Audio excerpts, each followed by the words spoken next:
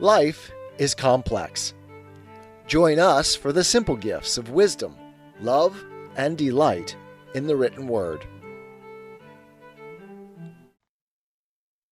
The Federalist Papers.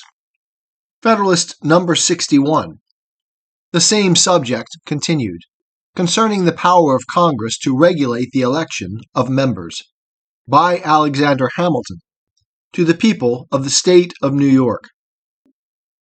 The more candid opposers of the provision respecting elections contained in the plan of the convention, when pressed in argument, will sometimes concede the propriety of that provision, with this qualification, however, that it ought to have been accompanied with a declaration that all elections should be had in the counties where the electors resided.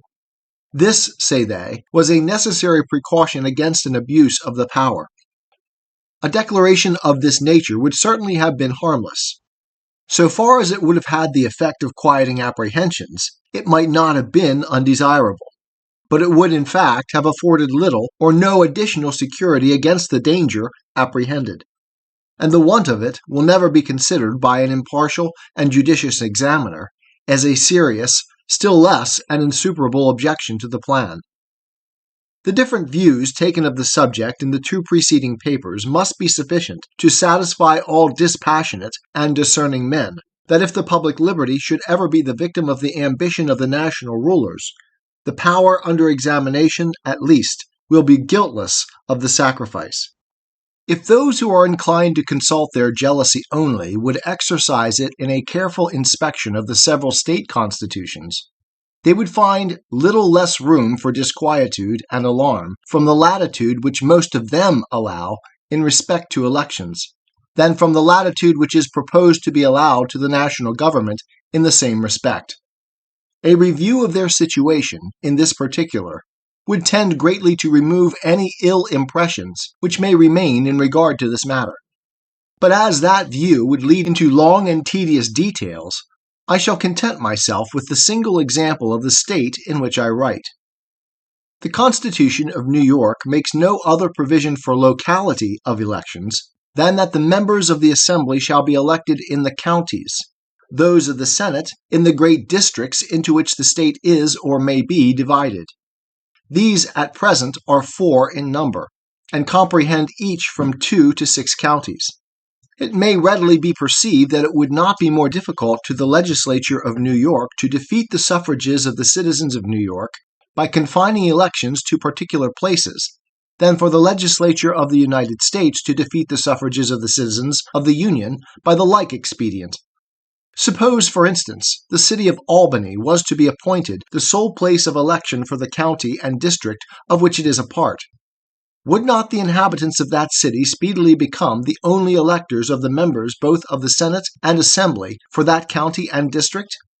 Can we imagine that the electors who reside in the remote subdivisions of the counties of Albany, Saratoga, Cambridge, etc., or in any part of the county of Montgomery, would take the trouble to come to the city of Albany to give their votes for members of the Assembly or Senate, sooner than they would repair to the city of New York to participate in the choice of the members of the Federal House of Representatives?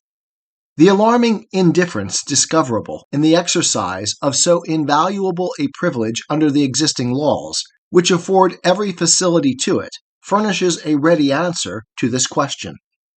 And, abstracted from any experience on the subject, we can be at no loss to determine that when the place of election is at an inconvenient distance from the elector, the effect upon his conduct will be the same, whether that distance be 20 miles or 20,000 miles. Hence it must appear that objections to the particular modification of the federal power of regulating elections will, in substance, apply with equal force to the modification of the like power in the Constitution of this state. And for this reason it will be impossible to acquit the one and to condemn the other. A similar comparison would lead to the same conclusion in respect to the constitutions of most of the other states. If it should be said that defects in the state constitutions furnish no apology for those which are to be found in the plan proposed, I answer that as the former have never been thought chargeable with inattention to the security of liberty, where the imputations thrown on the latter can be shown to be applicable to them also, The presumption is that they are rather the cavilling refinements of a predetermined opposition than the well-founded inferences of a candid research after truth. To those who are disposed to consider as innocent omissions in the state constitutions what they regard as unpardonable blemishes in the plan of the convention, nothing can be said. Or at most, they can only be asked to assign some substantial reason why the representatives of the people in a single state should be more impregnable to the lust of power or other sinister motives than the representatives of the people of the United States.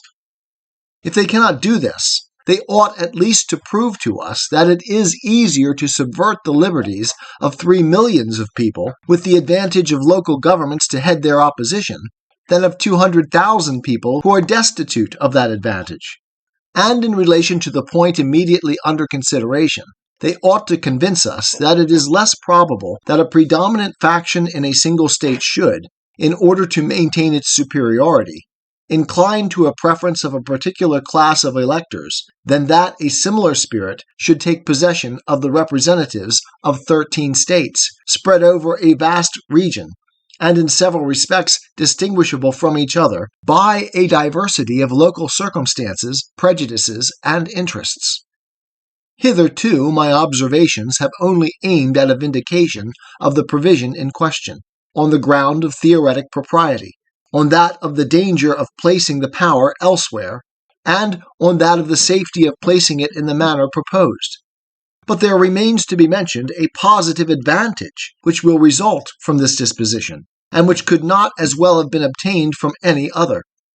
I allude to the circumstance of uniformity in the time of elections for the Federal House of Representatives.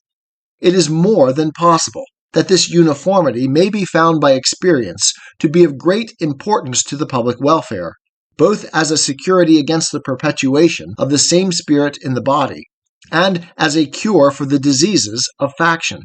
If each state may choose its own time of election, it is possible there may be at least as many different periods as there are months in the year. The times of election in the several states, as they are now established for local purposes, vary between extremes as wide as March and November. The consequence of this diversity would be that there could never happen a total dissolution or renovation of the body at one time. If an improper spirit of any kind should happen to prevail in it, that spirit would be apt to infuse itself into the new members as they come forward in succession. The mass would be likely to remain nearly the same, assimilating constantly to itself its gradual accretions. There is a contagion in example which few men have sufficient force of mind to resist. I am inclined to think that treble the duration in office, with the condition of a total dissolution of the body at the same time, might be less formidable to liberty than 1/3 of that duration subject to gradual and successive alterations. Uniformity in the time of elections seems not less requisite for executing the idea of a regular rotation in the Senate and for conveniently assembling the legislature at a stated period in each year. It may be asked, why, then, could not a time have been fixed in the Constitution? As the most zealous adversaries of the plan of the convention in this state are, in general, not less zealous admirers of the Constitution of the state, the question may be retorted, and it may be asked, why was not a time for the like purpose fixed in the Constitution of this state? No better answer can be given than that it was a matter which might safely be entrusted to legislative discretion, and that if a time had been appointed, it might, upon experiment, have been found less convenient than some other time.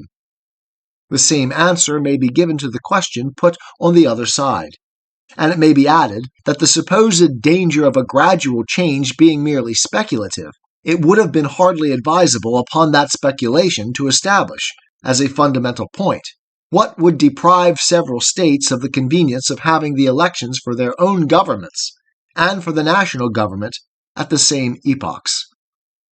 Publius. 'Tis the gift to be simple, 'tis the gift to be free, 'tis the gift to come down where we ought to be, and when we find ourselves in the place just right, 'twill be in the valley of love and delight. When true simplicity is gained, to bow and to bend, we will not be ashamed. To turn, turn will be our delight, till by turning, turning, we come round right.